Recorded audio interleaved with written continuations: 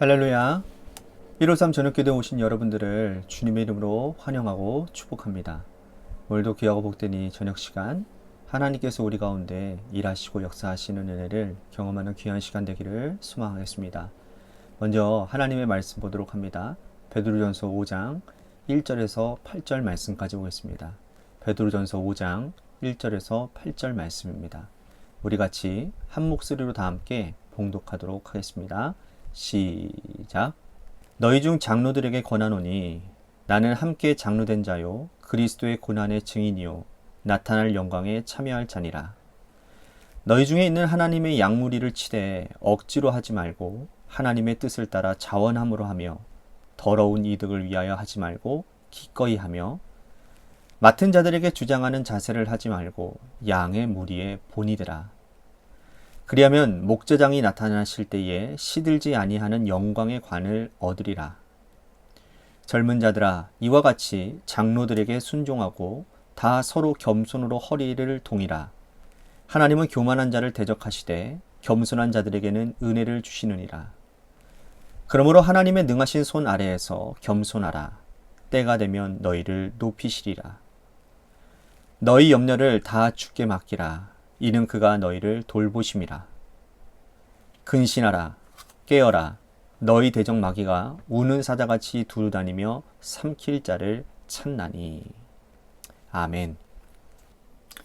사람은 땅에 두 발을 딛고 사는 동시에 하늘을 보고 사는 존재입니다. 하늘을 바라본다라는 말은 더 나은, 보다 나은 가치를 지향하고 눈에 보이지 않는 영적인 가치를 마음에 품고 있다라는 뜻이 되겠죠.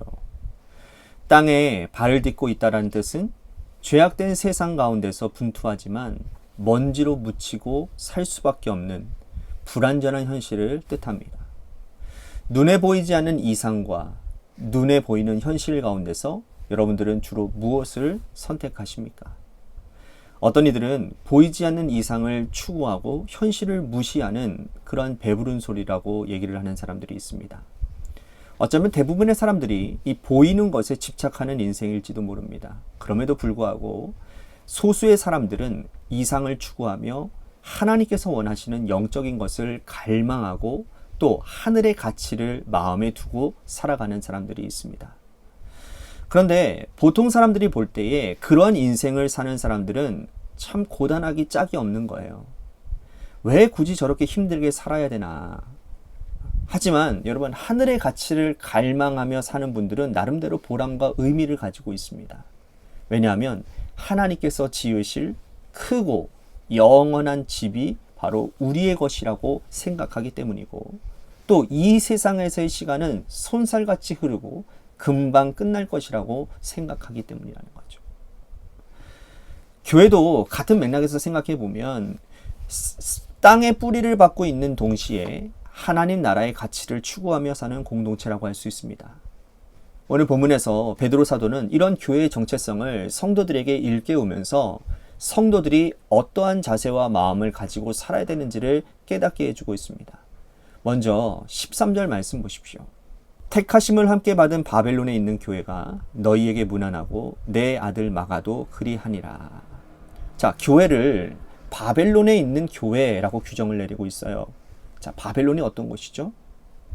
유대인들에게 바벨론은 무시무시한 곳입니다. 바벨론 왕 느부갓네살이 기원전 586년에 유다에 쳐들어와서 성전의 모든 것들을 다 불태우고 모든 그릇들을 야탈해 갔습니다. 예루살렘 성을 불태우고 유다 백성들을 포로로 잡아갔어요. 세월이 흘러 이제 베드로가 목회하고 있던 시절 성도들은 로마를 바벨론이라고 불렀을 것입니다. 로마가 그 옛날 바벨론처럼 교회와 성도를 핍박했기 때문이죠. 그러므로 교회가 바벨론에 있다고 베드로가 표현한 것은 이 로마 제국의 틀 안에 교회가 뿌리를 내릴 수밖에 없는 현실을 말하는 거예요. 로마라고 하는 틀 안에 교회가 뿌리를 내리고 있으나 성도들은 영적인 가치와 하나님 나라를 추구하는 공동체다라고 말하는 거죠. 바벨론에 있는 교회가 직면하는 문제가 무엇입니까? 로마는 당시에 황제 숭배 사상을 강요했습니다.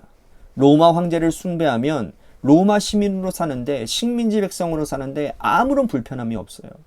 하지만 로마 황제에게 무릎 꿇지 않고 숭배하지 않으면 그때 당시에는 장사도 할 수 없고 거래도 할 수 없고 자녀를 학교에 보낼 수도 없는, 즉 사회생활이 불가능해지는 거예요. 완전히 뭐라 해야 될까요? 왕따가 되는 거죠.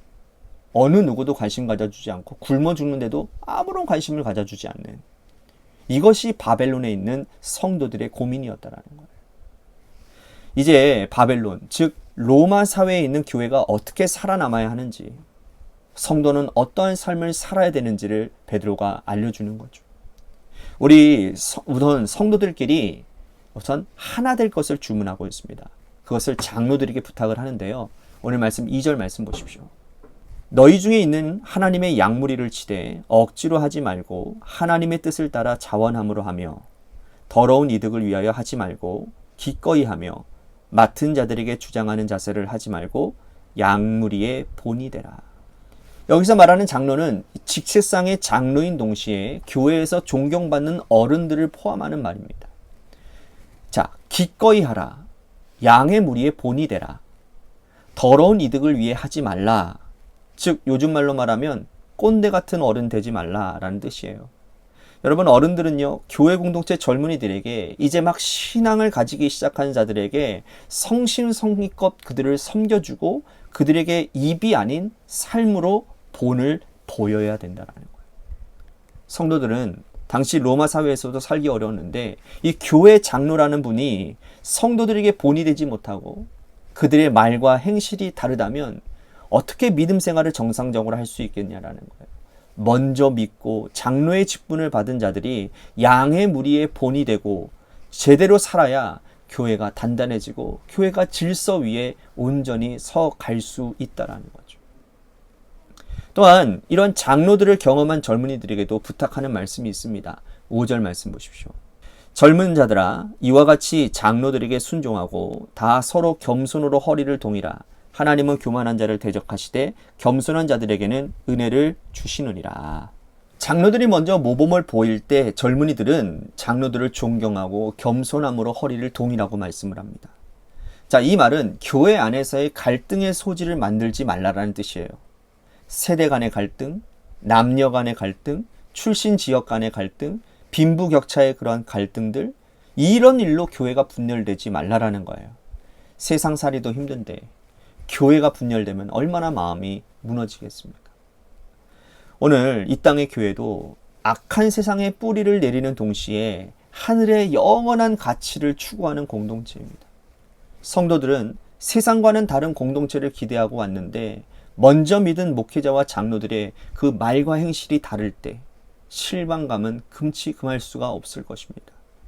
교회에 마음을 두고 영적인 힘을 얻으려고 했는데 교회가 성도들을 시험 들게 하는 일들이 한두 가지가 아닙니다. 그러므로 교회가 성도들을 먼저 위로하기 위해서는 성도들 간의 갈등의 소지가 없어야 된다는 거예요. 베드로는 이어서 말합니다. 7절 말씀 보십시오. 너희 염려를 다 주께 맡기라. 이는 그가 너희를 돌보심이라. 자, 당시 성도들의 염려는 무엇이겠습니까? 그들의 염려는 먹고 사는 문제겠죠. 황제 숭배를 하지 않으면 여러분 경제활동을 할 수가 없어요. 특히나 그때 당시에는 이렇게 표를 받았다고 합니다. 그래서 황제 숭배한 사람들에게는 표를 줘서 이 표를 보이면 거래를 할 수 있는 거예요. 상업활동을 할 수 있는 겁니다. 그런데 표를 받지 않으면 일상생활이 거의 불가능해지는 거예요. 그러니까 사도 요한은 이 표를 짐승의 표라고 하면서 666이라는 표 기억나시죠? 그것을 이제 표현을 했는데, 그러니까 짐승의 표를 받지 않으면 세상에 살아남을 수가 없는 겁니다. 이것이 성도들의 염려예요. 하지만 베드로는 너희 모든 염려를 다 주께 맡기면 하나님이 돌봐 주신다고 말씀을 합니다. 이것은 예수님께서도 하신 말씀이에요. 베드로가 예수님의 제자가 되어서 주님을 섬길 때 산상수훈 말씀에서 하신 말씀입니다. 먹는 것, 입는 것 때문에 걱정하지 말라고 말씀하셨어요. 무엇을 먹을까? 무엇을 입을까? 무엇을 마실까? 염려하지 말라. 이는 다 이방인들이 염려하는 것들이라고 말씀을 합니다. 하늘에 나는 새를 보라. 들에 핀 백합화를 보라. 그들을 먹이시고 입히시는 하나님이 하물며 너희들을 그렇게 하시지 않겠느냐라고 예수님 말씀하시죠. 하나님은 온 천지 만물을 지으신 창조주가 되십니다. 그러므로 이 세상을 지으신 창조주께서 하나님의 말씀을 붙들고 의지하는 자들을 돌보지 않으시겠습니까? 그 염려를 모두 하나님께 맡겨야 됩니다. 우리도 역시 염려가 참 많지 않습니까? 우리가 하는 염려 중에 대부분이 다 뭡니까? 먹고 사는 문제, 가족에 대한 문제거든요. 이 모든 염려를 주께 맡기시기를 바랍니다. 그러면 바벨론에 살지만 바벨론을 두려워하지 않을 수 있다라는 거예요. 이어서 8절 말씀 보십시오. 근신하라, 깨어라, 너희 대적 마귀가 우는 사자같이 두루다니며 삼킬 자를 찾나니. 바벨론에 사는 성도들은 근신하고 깨어 있어야 됩니다. 그렇지 않으면 언제 어디서 우는 사자와 같이 악한 사단 마귀가 우리를 집어삼킬지 모르기 때문이에요. 오늘 우리도 근신하고 분별력을 가지고 깨어 있기를 간절히 바라겠습니다. 이 악한 세상에서 사단 마귀의 계계에 넘어가지 않도록 우리는 하나님의 말씀을 붙잡고 승리하며 나아가야 될 줄로 믿습니다. 오늘 이 땅을 발에 딛고 살아가는 우리들이 하늘을 바라보는 존재로 살아가는 그러한 결단이, 그런 은혜가 우리 가운데 있어지기를 축복하겠습니다. 먼저 오늘 말씀 생각하면서 우리 같이 기도했으면 좋겠습니다. 이 땅에 발을 딛고 살지만 그러나 우리의 시선은 하늘이 되게 하여 주옵소서. 또한 염려하지 않고 악에 물들지 않으며 하나님의 자녀답게 믿음을 지키며 사는 사람이 되겠습니다. 우리 같이 말씀 생각하며 기도했으면 좋겠습니다. 또 한 가지 우리 교회를 위해서 간절히 기도합시다. 우리 중간에 우리들이 잠깐 살펴보았던 교회 안에 갈등이라든지 여러 가지 어떤 본이 되어지지 못한 그런 직분자들의 본이 되어지지 못한 일들로 인해서 하나님의 교회가 어지럽혀지고 혼란스러워지는 그런 일들이 일어납니다. 우리 관악교회는 그런 교회 되지 않도록 우리 교회 그렇게 지켜주시고 먼저 본이 되는 담임 목사, 먼저 본이 되는 장로, 권사, 집사들이 되게 하셔서 우리 온 성도들이 함께 서로 연합하며 함께 서로 세워주는 그러한 놀라운 은혜들이 있는, 그래서 부흥 성장하는 그런 교회가 되게 해달라고 우리 같이 기도했으면 좋겠습니다. 또 한 가지 우리 같이 기도할 것은 우리 지민석 현재님을 위해서 기도해 주시고요. 마지막으로 여러분들의 삶의 자리와 여러분들의 자녀들을 위해서 기도하시다가 시간 돌아가시기를 바랍니다. 노래 끝날 때까지 우리 같이 합심하여 기도하도록 하겠습니다. 기도하시겠습니다.